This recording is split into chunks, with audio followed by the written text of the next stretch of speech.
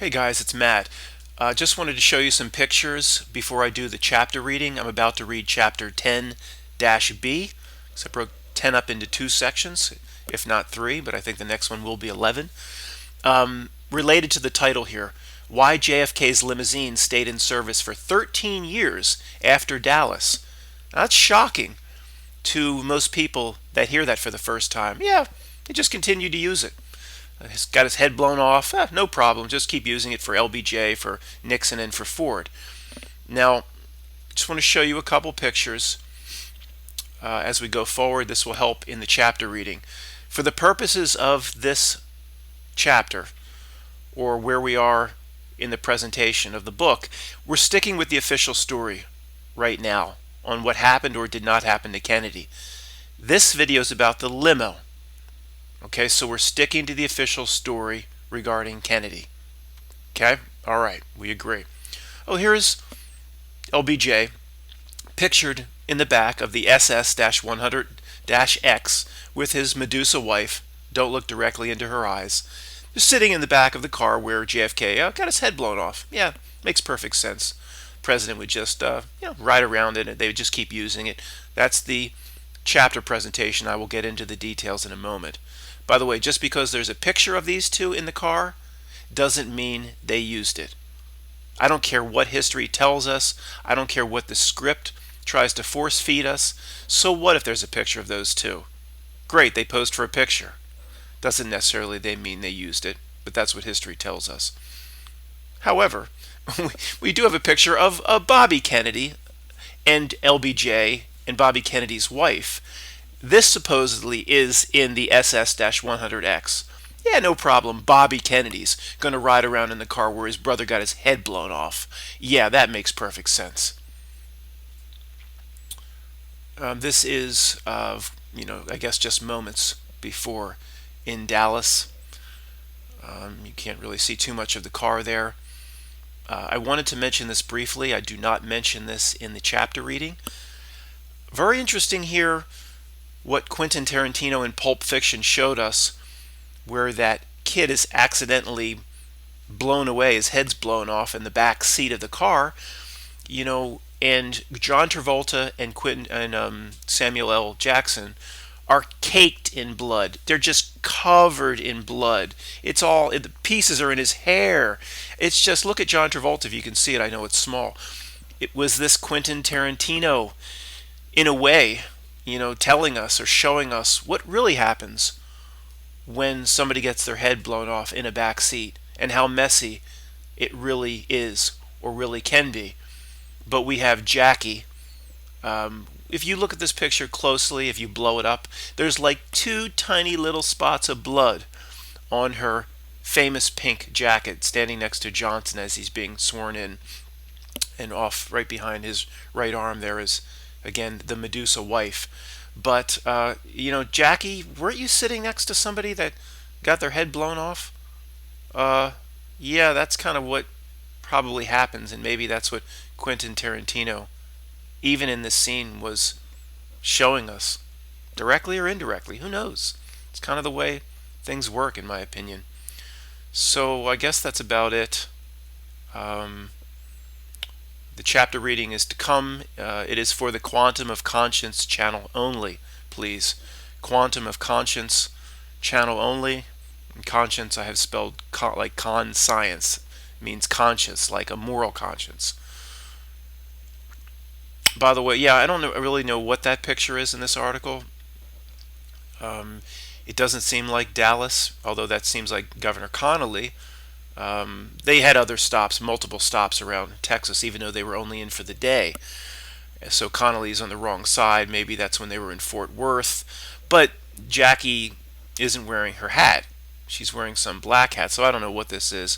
It's just in the article here that talks about why JFK's limousine stayed in service for 13 years. I forget the website that had this, but if you put this in Google in quotes, the exact title, it'll come up if you want to read it. Thanks, guys. Chapter reading to come.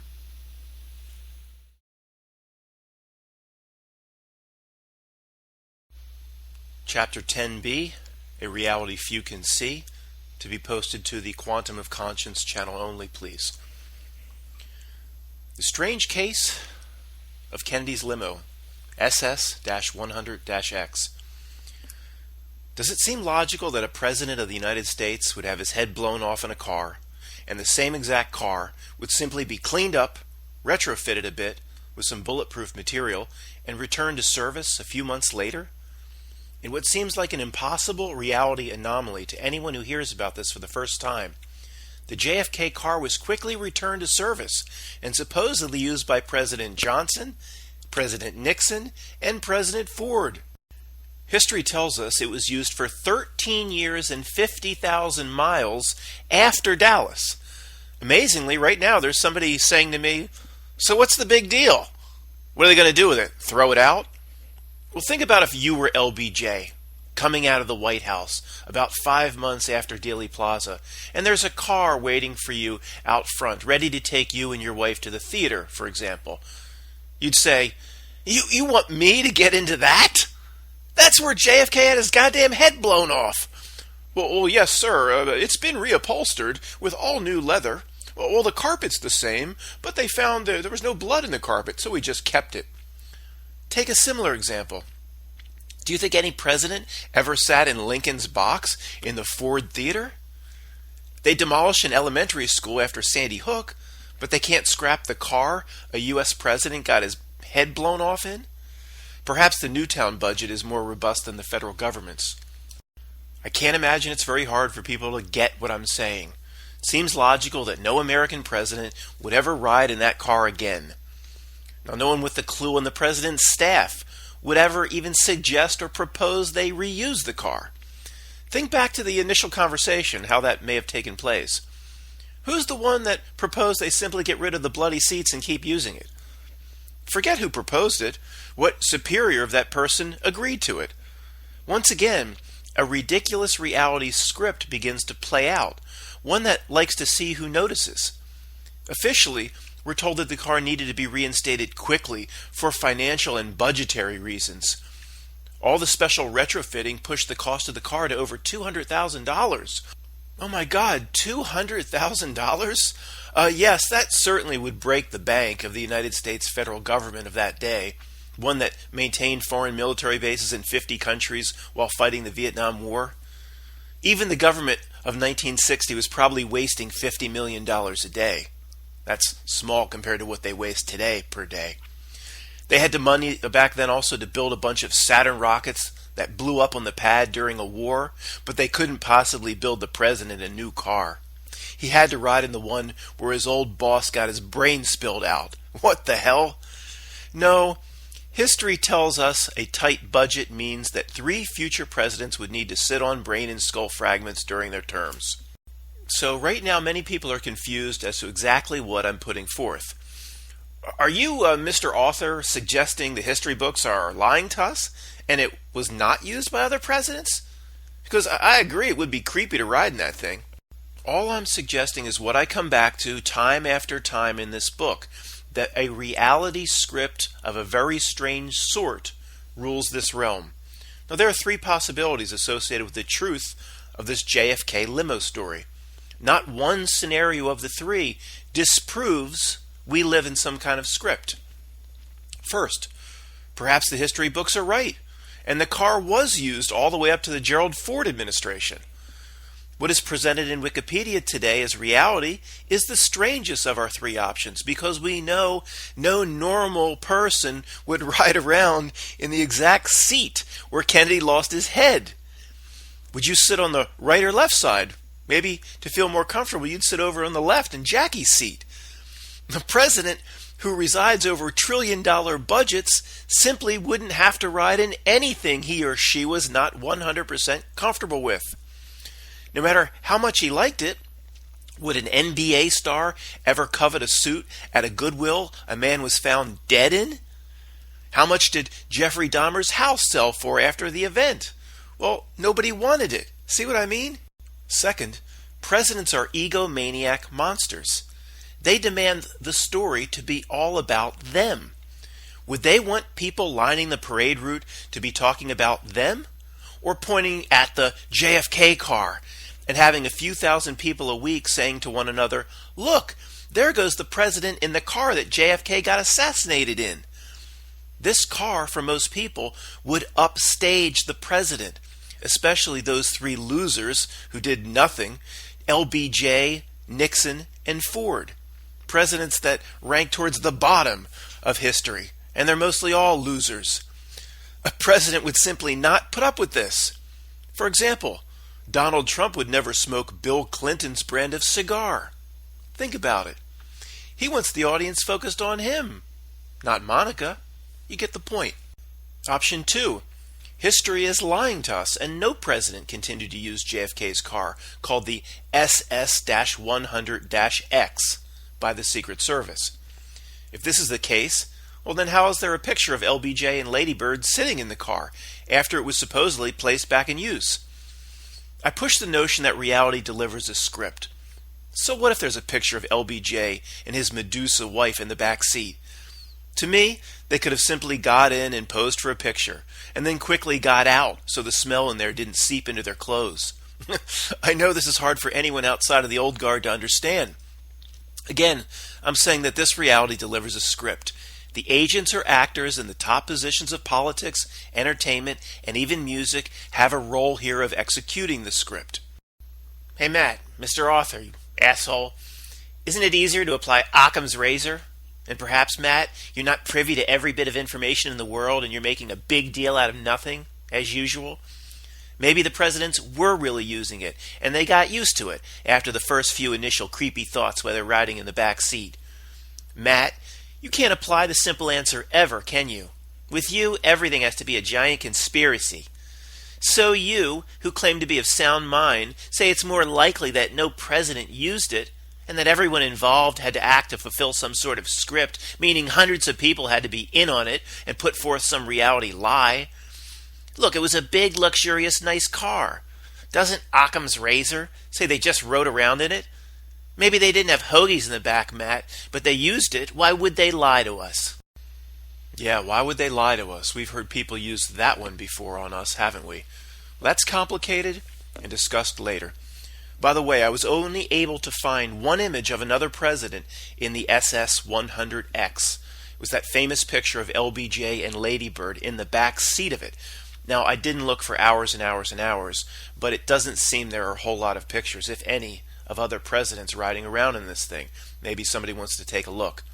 Look, in November of 1963, that car, that limo, became the most famous car in the world. I know the eras are different, but more famous than KITT of Knight Rider, Herbie, or even Speed Racer's Mach 5.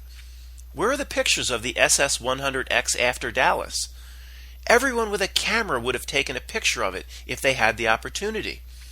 If the president was doing a campaign stop in Iowa City, the flyers on the telephone poles will have read, "President Nixon coming to Iowa Center tomorrow for a campaign stop. He'll be arriving in the car JFK got popped in, so get there early for a good Polaroid of it." Where are the, at minimum, hundreds or perhaps even thousands of pictures of LBJ, Nixon, and Ford in the SS-100X during their terms? Or anybody in that, if anybody right now is arguing that it was used for other purposes in the administration. Really? No, the main car, with the armor plating and the bulletproof glass is used for the president, and that's what history tells us. History doesn't say they used it for state dinners and they used it to carry boxes. They say it's used for the other presidents. That's what history tells us. Well, I don't care what history says. I've learned that history lies about almost everything. I'm sticking to my core belief that this reality must deliver a script. It must do so in a strange way with ridiculous elements, so at least a few of us notice. Just look at the numbers associated with these stories online about the SS-100X. It was in service for 13 years after the JFK assassination. I really don't think it's a coincidence when a main number of the occult is used. There are certain numbers that deserve to get our attention beyond 33. And why was it so important for the reality script to say the car was in service for 13 years after the JFK assassination? That's an old car, even for Nixon, let alone Ford. Well, if you look at the back of the US dollar bill, you can see the significance of the number 13 needs no further introduction. But it's interesting to note that 13 years of service for the car, at least that's the story, got it all the way to the Ford administration. What's the car? A Lincoln, which is a Ford. It's almost like an Abe Lincoln to John F. Kennedy's Synchronicity, trying to carry itself into the future where it has no place, like the Indian programs in the second Matrix movie, trying to get their daughter to the Oracle, waiting at that train platform. We have Abe Lincoln killed in a Ford theater, and we have JFK killed in a Lincoln, which is really a Ford. Then we have Lincoln, the car, the element of the script, trying to complete the circle by reaching all the way out into the Ford administration. It all starts with the Ford, the theater, and ends with Ford, the administration, if you want to follow the chain link. Although not an overwhelming synchronicity, but creepy nonetheless, it's worth noting that President Ronald Reagan was trying to get into the next generation Lincoln/Ford presidential limo. He was trying to get into it during the John Hinckley Jr. assassination attempt of him, March 30th, 1981. Get this. And where was Ronald Reagan just 9 days before, on March 21st? He was speaking at Ford's Theater. Reagan noted that he had looked up at the box where President Lincoln had been shot and felt that if somebody wanted to get to him, no Secret Service in the world could probably stop it. Reagan was shot outside of the Washington Hilton Hotel, known to be the most secure non-government building for the president to speak in because of a special tunnel called the President's Walkway, a secure passage built specifically after what happened to JFK. So ironically, Reagan was shot just outside the most secure private building in Washington, D.C., or wait a second, not really shot by Hinckley. Not in today's history. Get this.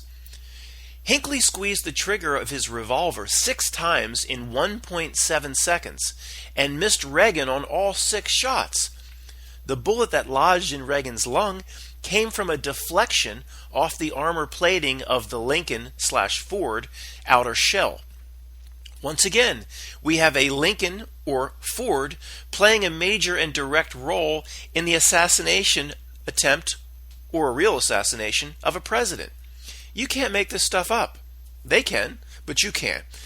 Getting off 6 shots in 1.7 seconds is impossible with a revolver type of handgun where the barrel needs to spin. Try to flick your finger back and forth 6 times in 1.7 seconds. Squeezing the trigger of a revolver takes time. Revolvers have what are called 5, 7, or even 10-pound triggers.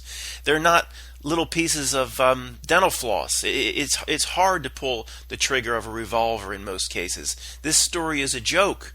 So it's not just ridiculous elements that need to be part of these scripts. They enjoy impossibilities too, just to see how many people are paying attention. Folks, if the world was real, the famous limo, the SS-100-X, would have been impounded after Dallas and placed in a dark government warehouse for 20 years or so, giving history enough time to pass. Was the 9/11 Museum built in the spring of 2002? Well, I know the Ground Zero was still under construction, but maybe they could have set up a temporary museum across from the NFL Hall of Fame in Canton, Ohio. Remember that warehouse where they put the Ark of the Covenant at the end of Indiana Jones? They would have put the SS-100-X in a place like that, and then 20 years later, they would have dusted it off for where it is today, in the Ford Museum in Dearborn, Michigan. As a publicity stunt, Toyota Motors would have paid big money to drag it in tow across the country like it did the space shuttle on its way to the Smithsonian. The fact that the limo is in a museum today gives the whole story here away as being fake, in my opinion. Only if the significance of the car was no big deal would 3 other administrations have used it.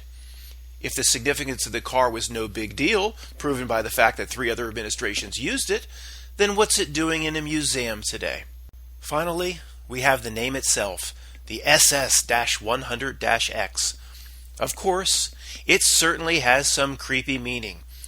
Everything that surrounds events of such significance has meaning. No matter how crazy your theory on what that strange designation really means, that crazy theory would have more merit than somebody saying what history tells us. It was given that designation by the Secret Service on a whim. No, if your theory is that the SS in the designation is an ode to Hitler's SS and not the Secret Service, or the X at the end foreshadows X-Men comic books, these theories, any theory, has more merit than the zombies around us who think the strange designation exists for no particular reason.